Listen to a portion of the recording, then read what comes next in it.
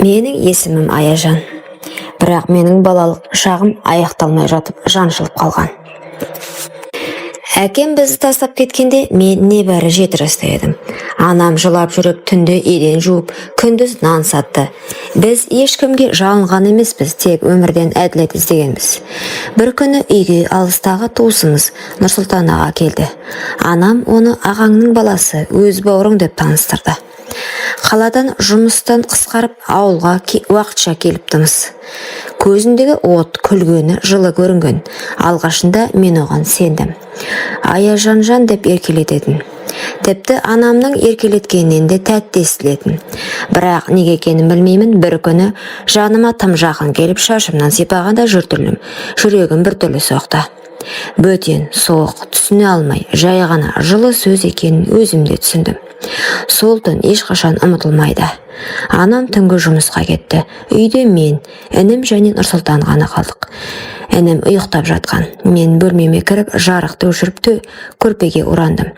Түнгі үнсіздік жабысып тұрғандай еді. Сосын есік жай ғана сықырлап ашылды. Аяжан деген сыбырды естідім. Үнім шықпады. Өзімді естімегендей кейіп таныттым. Бірақ сол сәтте жүрегім қатты соғып, терім мұздап кетті. Ол ішке кірді. Мен қозғала алмай жаттым. Көзімді жұмып қорқынышпен тығылып жаттым. Бірақ ол үндемей жаныма келіп отырды. Көрпені түріп, аяқ жағымнан ұстап, ақырын аяғымды тартып қозғалтты. Мен тұрып кеткім келді, бірақ денем мені тыңдамай қалды. Тек іштей, кетші өтініш, ештеңе істеме деп, іштей айқайлап жаттым. Бірақ сол түн менің үнсіз жан айқайыммен ғана өтті. Ол маған ешкімге айтпа деді. Мен тек басымды изедім. Тек сол сәтте тірі қалғым келген шығар. Сол түні мен бала болудан қалдым. Тек жастыққа жас тамып жатты. Есікті іштен кілттеп жатып қалдым. Таң атса да жанымдағы түн кетпеді. Сол түннен кейін мен өзгере бастадым. Бұрынғы сыныптастарыммен шулы, көңілді жүрген мен енді үнсіз, қиялға батып кеткен бір қызға айналдым. Сабақта мұғалім тақтаға шығарса, қолым дірілдеп, даусым шықпай қалатын. Көзім үнемі жерге қарап тұратын болды. Анам ештеңе байқамады. Қайдан байқасын? Таң қалды да шығып, түнгі 12-де келеді. Үстінде иіс сіңіп кеткен ескі форма. Жанарында шаршау мен үмітсіздік. Ол маған емес, тек тіршілікке қарап жүрді. Ал Нұрсұлтан аға болса, баяғысынша күлімдеп жүр. Жанымызда жүргенде ештеңе болмағандай сөйлейді. Бауырларыммен ойнап, анама жәрдемдескен болып өз орнын тапқандай. Тек менің көзіме тік қарағанда ішім шым ете түсті. Ол адам емес сияқты. Кейде қасымнан өтіп бара жатып, арқамнан сипап өтеді. Ішімді уқалағандай болады. Мен дір етіп шошып қаша жөтелемін. Ой, кішкентай кезіңнен сондай тыжыранып тұрасың ғой деп күлетін. Бірақ мен ол күлкінің астарында не жатқанын білемін. Бірде мектептен келсем, інім ауырып қалыпты. Анам дәрі алуға кеткен екен. Үйде екеуміз ғана қалдық. Мен бірден бөлмеме кіріп, іштен кілттеп алдым. Сырттан ақырын даусы естілді. Аяжан, кілттеме, сенбейтіндей не істеп қойыппын саған. Мен үнсізбін, кеудемдегі тыныс қысыла берді. Ол үнін бәсеңдетіп: кішкентай кезінде мен сені иіскеп ұйықтататын едім ғой. Сен маған үнемі аға кетпеуші дедің. Есіңде жоқ па? Деді жай ғана. Жүрегім соғып кетті. Мен ешқашан ондай сөз айтқан емеспін. Сол сәтте түсінгенім, ол менің санамды өзіне көндіру үшін өткенге өтірік қоспақ. Бұрынғы естелікті өзгертіп, өзін жақсы адам ретінде көрсетуге тырысып жүр екен. Бірақ мен енді бұрынғы Аяжан емеспін. Жанымда айқай тұр. Тек дауыстап айтуға батылым жетпей тұр еді. Сол көктем менің өмірімдегі ең ұзақ мезгіл болды. Уақыт тоқтап қалғандай. Таңда атады, күнде батады. Бірақ менің ішімнен кетпейтін бір түн бар еді. Ол түн әр сайын қайта тіріліп жаныма оралатын. Кейде мен терезеге қарасам, осы үйдің қабырғасы сөйлей алса ғой деп ойлайтымын. Өйткені мен үндемеймін. Мен жылай алмаймын. Мен тіпті айқайлай алмаймын. Үнсіздік менің қорғаным болып қалған. Бірақ сол үнсіздік бір күні мені жұтып жібереме деп қорқамын. Анам бұрынғыдай мендегі өзгерісті көрмейді. Қалжырап келгенде тек сабағын қалай деп сұрайды. Мен жақсы деймін. Солар күндер ауыса берді.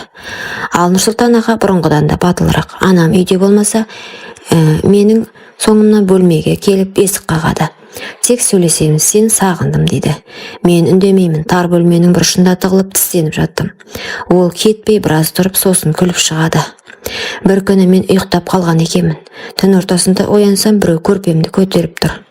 Денем қозғалып жатқан жоқ, даусым шықпайды, көзім жасаурап кетті.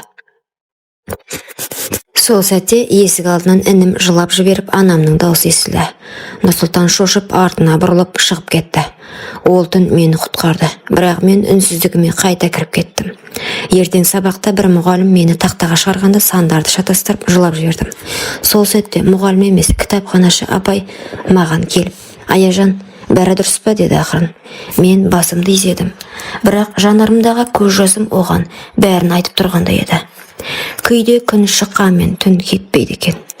Анам бірде маған қарап тұрып, «Сен бұрын сондай күлімдейтін едің ғой жаным, қазір неге сөйлемейсің?» дейді.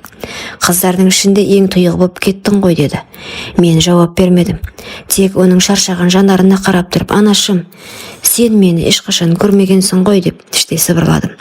Сол түні мен есікті кілттеп үстіне үстел сүйеп қойдым. Бірақ қорқыныш кілтпен кетпейді екен. Ол ішіңе кіреді, сөйтіп өзіңмен бірге тұрады екен. Жаныңда, төсегіңде, ойыңда. Нұрсұлтанның әрекеттерін барған сайын ашық айналды. Ол мені бұрынғыдай жасырын түрткілемейді.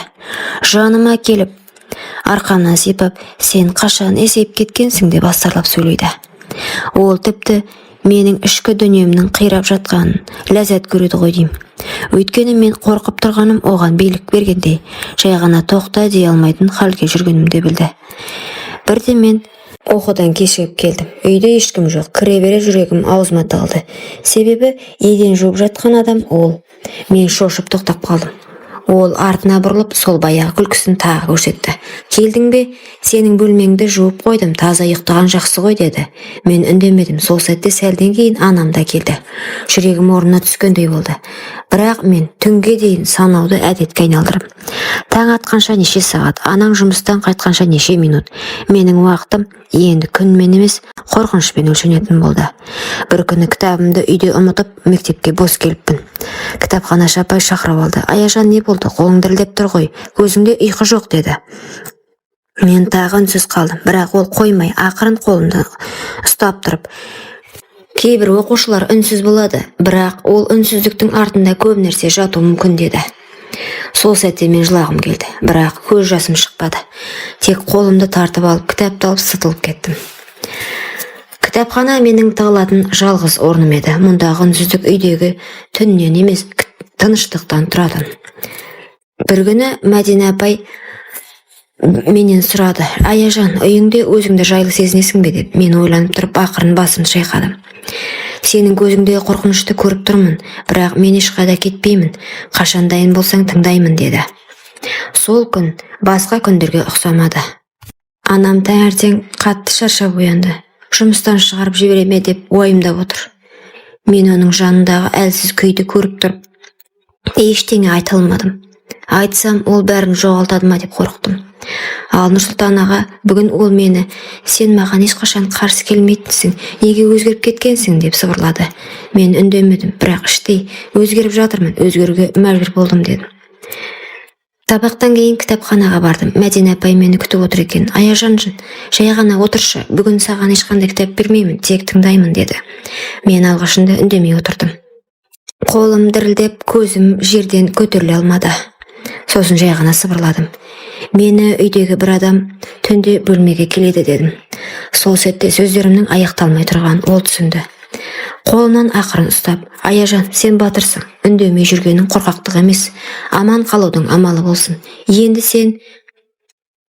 Енді мен сенің жаныңдамын, енді жалғыз емессің» деді. Менің көзіме жас келді. Ол артық сұрамады, бірақ ол мені мектеп психологына апарды.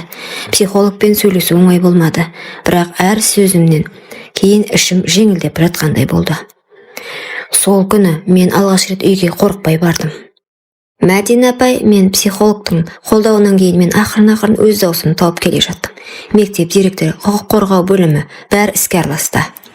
Bir kеште анам үйге шаршап келіп төрге отыра бергенде мен жүрегімді қолыма алып айттым: "Анашым, мен саған бір шындықты айтуым керек, өте ауыр. Бірақ мен үнсіз қалсам тағы да бір күн мені жоқ қылуы мүмкін." Анам таңырқап қарды. Менің көзімде жас, даусым дірілдеп тұр. Нұрсұлтан аға, ол менің бөлмеме түнде кіреді. Ұзақ уақыттан бері маған тиіп жүр дедім. Анам да сенер-сенбесін білмей: "Қой, Аяжан, ондай сөз айтпа, ол сенің ағаң" деді. Мен үнсіз отырдым. Тек тыныштықта анамның кеудесі көтеріліп түсіп, көзінен еріксіз жас шықты. Bir сәтте менің қасыма келіп тізерлеп отырды. "Сен неге үндемедің?" деді жылап. Мен жай ғана: "Сен тым шаршағансың" дедім. "Естімейтіндей көріндің" дедім. Нұрсұлтан сол күні үйге қайта оралмады. Ол ұсталды. Тергеу басталды. Мен бәрін айтуға мәжбүр болдым. Сотта менің даусым дірілдеді, бірақ ішімде бірінші рет жеңілдік болды. Себебі мен енді үнсіз емеспін. Анам маған қарады, көзіме тура қарап тұрып: "Сен менің батыр қызымсың" деді. Мен де алғаш рет өзімді әлсіз емес, мықты сезіндім. Кейін мен көп уақыт психологтармен жұмыс жасадым. Өмірді қайта үйрендім. Қағаз бетіне ойымды түсіре бастадым. Өз күнімді өзіме жазып отырдым. Бірнеше жылдан соң мен өзімнің хикаямды кітапқа айналдырдым. Кітаптың атауы "Үнсіздік ішіндегі айқай". Бұл тек менің ғана емес, үнсіз жүріп жылаған мыңдаған қыздың айқайы еді. Бұл оқиға қыздардың үнін естімейтін қоғамға ой салады. Аналарға ескерту: кейде өзім шаршадым деу баланың жанын жалғыз қалдыру. Ал қыздарға: сен кінәлі емессің, үнсіздік қорқақтық емес, бірақ үндемей жүре беруге болмайды дегім келді. Құрметті оқырман, өмірден алынған шынайы оқиғаларды тыңдағыңыз келсе, менің арнама тіркеліп, лайк, комментарий жазып қолдап кетіңіздер. Келесі кездескенше.